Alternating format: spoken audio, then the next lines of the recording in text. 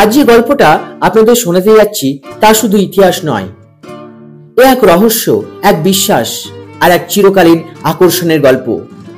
বাংলার কালীঘাটের নিচে লুকোনো এক গুপ্তধনের ইতিহাস, একটা মন্দির, একটা দেবী আর তার পায়ের নিচে চাপা পড়ে থাকা স্বর্ণরত্ন আর এক অজানা অতীত। কালীঘাট শুধু একটি মন্দির নয়, একটা আবেগ। কলকাতার কালীঘাট শুধু একটি ধর্মীয় স্থান নয়, এই মন্দির হাজার ভক্তের বিশ্বাসের কেন্দ্র। হিন্দু পুরাণে বলা হয়েছে এখানে দেবী সতীর ডান পা পড়েছিল, আর সেই জন্যই এখানে দেবী কালীর অধিষ্ঠান। প্রতিদিন হাজার হাজার ভক্ত আসে, কেউ মানত করে, কেউ শুধু একটিবার চক্ষু পূরণ করতে চায় দেবীর দর্শনে। কিন্তু এই কালীঘাটের মন্দিরের নিচে নাকি লুকিয়ে আছে এক গুপ্তধন, যা শত শত বছর ধরে লোককথার মতো ছড়িয়ে আছে। ইতিহাসের পাতায় কালীঘাটের গুপ্ত রহস্য।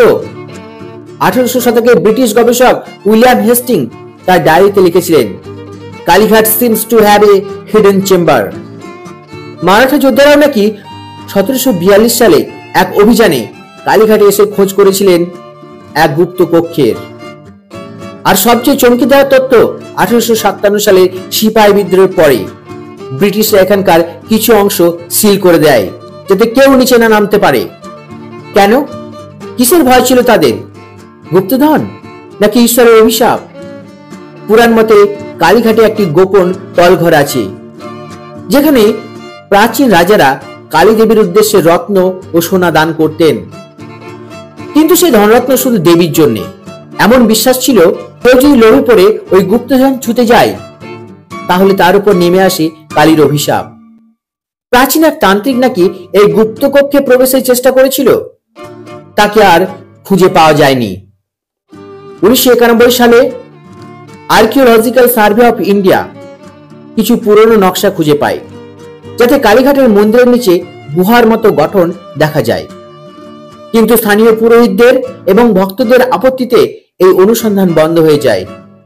তাদের বিশ্বাস, এটা শুধু ইট কাঠের গঠন নয়, এটা দেবীর শক্তির আধার। এটা খোঁড়াচ্ছে মানে বিশ্বাসে আঘাত করছেন। বিজ্ঞান আর ভক্তির মাঝে দাঁড়িয়ে এই গুপ্তধন আজও এক অমীমাংসিত রহস্য।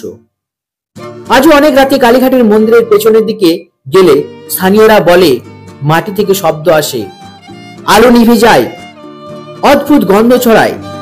এটা কি গল্প নাকি সত্যি কে জানে, কিন্তু একথা সত্য, এই রহস্যময় ইতিহাস কালীঘাটকে এক আলাদা মাত্রা দিয়েছে।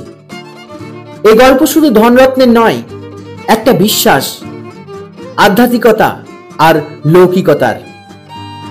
তুমি যদি কখনো কালীঘাট মন্দিরে একবার মাটির নিচে তাকিও, তুমি যদি কখনো কালীঘাটের মন্দির যাও, তাহলে একবার মাটির দিকে তাকিও। হয়তো তুমিও শুনতে পাবে সেই অতীতের নিঃশব্দ ডাক। হয়তো তুমি ছুঁতে পারো এক গোপন ইতিহাসের ছায়া।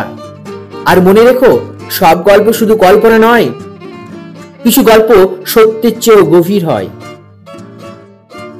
আমরা আবার দেখা করব এমন এক রহস্যের গল্পে। ততক্ষণ পর্যন্ত শুভ হোক তোমার পথ। আজ অন্তর্বীণার সন্ধ্যা প্রদীপ অনুষ্ঠানে এইটুকুই।